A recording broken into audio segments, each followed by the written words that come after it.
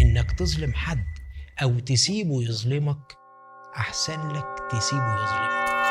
اللي قبلنا قالوا حكمة عظيمة قوي: يا بخت من بات مظلوم وما باتش ظالم. خلص حساباتك من دلوقتي عشان الوقت مش في صفك. لو ظالم حد رجع له حقه، لأنه كده كده هياخده.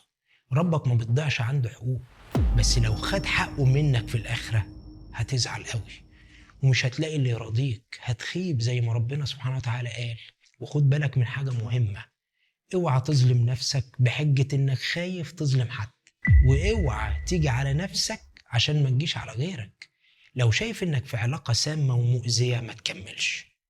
لو شايف ان اقرب ناس ليك بتظلمك، حط حد بينك وبينهم يحميك من ظلمهم ويحميهم هم كمان من فاتورته. ربك عادل ما بيحبش الظلم، وزي ما حرم عليك تظلم غيرك حرم عليك برضه تظلم نفسك، والاتنين عنده في كفة واحدة، مفيش فرق. ركز في امتحانك وما تضيعش شغل العمر كله في غلطة.